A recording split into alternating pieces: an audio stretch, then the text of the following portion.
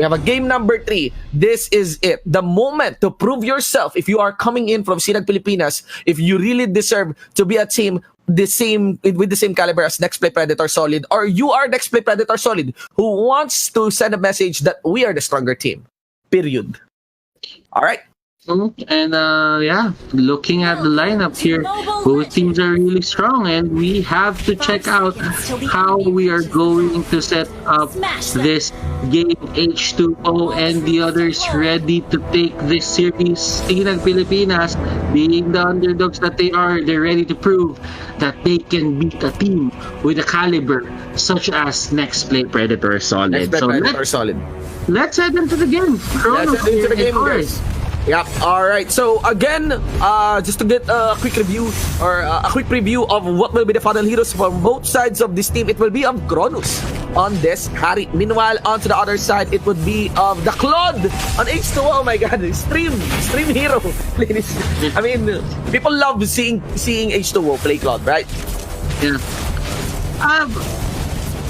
You don't really give out Claude this easy for the other team.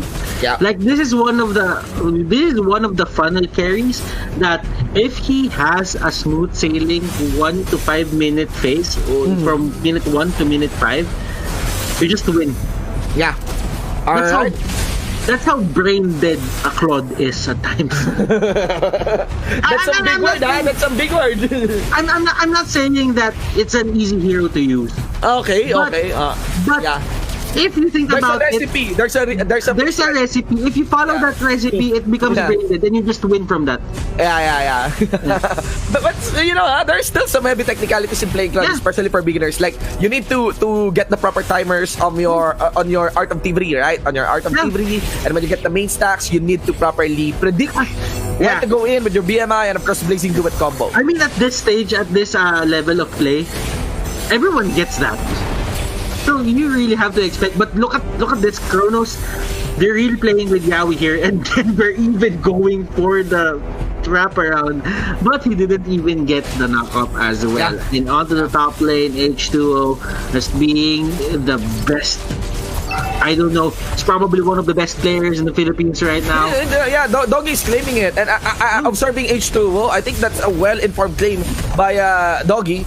But look at that. Still no first blood for this running game, ladies and gentlemen. That's going to be the kite coming in from H2O. And also Chester Denver would have to flicker out of that.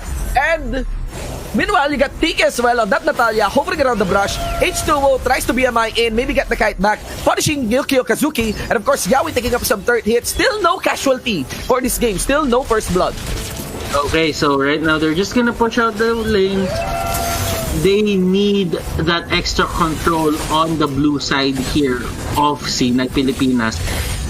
And Cronus and the others, they're just answering. They want the extra control for the violet buff or purple buff side of Next Play Predator Solid as well. So both teams here, they really put a lot of emphasis in the purple buff rather. Yeah. Purple buff, just because Harry is reliant, and Claude is much better with the purple buff.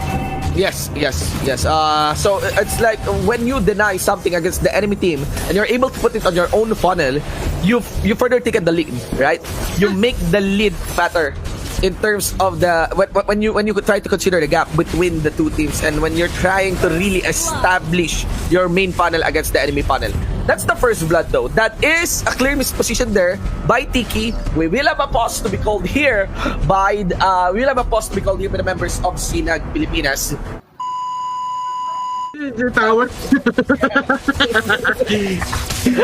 Alright, we are back into the game, guys. Members of Next Play Predator already started this turtle without any contention from SINAG Pilipinas. Is that fatigue that we are seeing from SINAG Pilipinas? This is the first time that an early turtle was not contested by this budding team. H2O and the others having the comfort of a Claude on his hands, and it's a really strong hero. It just carries the team without question. Yeah. And look at this with this start, H2O, and this is it. Yeah, things are looking out of. Yeah, and that's the problem there. Chester is giving a lot of space for H2O here. He did BMI out, keeping his distance still. Some respect for Denver. And they have no idea where Tiki might be. But right now, you can feel the pressure here from the side of SINAG Pilipinas. But maybe not. Maybe I'm mistaken. That's a very well thought out pick by Denver against the Valley. And I think Chester overstayed his welcome there, underestimating the initiate capacity of Tiki and Denver. You know what? Seeing how H2 is playing this hero, you would really see the amount of communication that this team is putting on for him. Like, he has always a sense of when the jungle monsters are up. He knows when the crab coin is up. So he always goes there. And look at this. He's gonna go up top. He's probably gonna take this first so that his stacks won't go down. And he's gonna take that next crab coin. That is a lot of communication that's happening on their side. And this is what sets the men from the boys. And the men here are going to be next play Predator, and they're gonna push this in. Cora here getting stuck. And look at that H2O taking a bit of damage from the turret, and they will get this blue, this purple buff. And wow, hold that thought. Control. Here onto the side of the purple buff, ladies and gentlemen, forces the wild charge away from Korai. MB here initiates with the last insanity under the turret. He does know he can keep some good distance. Denver trying to also do it up against the members of NXP. It doesn't matter. Korai to the front line. Kronos has to kite back, activates his ultimate. Tiki into the back line as well. Will try to assassinate anyone? No. Silence is going to be casted here from the Natalia. Yes, I agree with you, by the way, Butters, when you mentioned that this is what separates the boys from the men. If you've observed and if you've watched Doggy's YouTube channel, you'll be seeing how manly this next play Predator players is, especially with the matchmaking that Doggy is giving to them with Andrea Angeles, with Kim Solis. Very manly. The boys are becoming men. The boys are becoming men. Yes. Boys to men. Boys to men. And they have pure control on the map, just like with the girls. Doggy being the coach of everything, a life coach. And look at this, Yukio Kazuki going in. It doesn't have enough items though. He's just gonna go down. Kiki can't really do anything. Then we're kicking the hell out of Yaoi. Get away from me.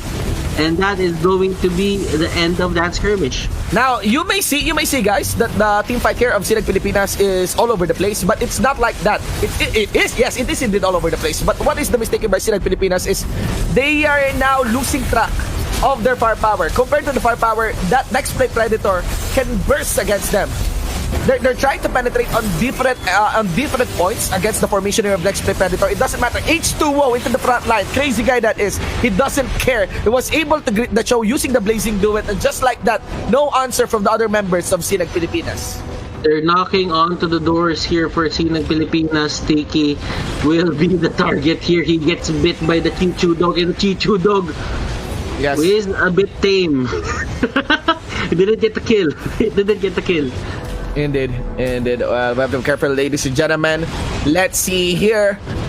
Members of Next Play Predator already controlling this game with only just losing one turret, outer turret for the most part, and now they're taking siege. They're taking control on this inhibitor turret, in this inhibitor turret push. I just want to mention that they have a lot of capacity to go for this inhibitor turret dive, especially with the Claude, especially with the John, especially with the Popol and Cupa. They can just continue pressuring SINAG Pilipinas. This is one of the games where there is little to no chance for comeback. Like, the chance for comeback here is probably at 3% tops. This is because Claude is just way too good of a hero. And Munton, if you're hearing me, you probably want to nerf this hero, or give him a bit of a damage rescaling. Yes, man. I mean, this Harit actually, I'm not so sure what damage will be felt from the major and the main funnel, I think, of Team SINAG Pilipinas. Actually, Kronos tries to go for the dive with this Esmeralda. Denver into the front line. H2O will be bursted down by Tiki. At least they managed to get the tag, but at what cost? Maybe everything? No. Tiki here getting chased down by Yaoi. And also, Rene J went for the flicker in. At least that stops the push from the members of SINAG Pilipinas. We're able to tag H2O. Now, this is one clear message of the dynamic of this game. H2O has a lot of firepower, but in terms of defensive capacity, H2O can still be killed. H2O is still squishy. And Kronos. Oh, that was a two-man knockup. Wow, what a play here coming out from this team. Yawi and the others. Oh no, oh no. Away, Remje. Wow. Yep. Oh. Okay, he was able to get a slow on that part. I think with that jungle spell. I'm starting to forget about the jungle spell. What is the jungle spell? I came from the Alpha universe. Retribution. Retribution. Sorry, guys. All right. So anyway, Kronos using the retribution just to get a slowdown. You know what? If you say the Alpha universe's jungle skill, career over. You're hitting two birds with one stone. Why? Because that's another game as well. That's 2 games, yeah. Anyway, guys, look at that. Members of SINAG Pilipinas able to actually walk out of their own base just because H2O got caught on the top lane. So that's how big the contribution of this guy is for the members of NXP. Indeed, water is important.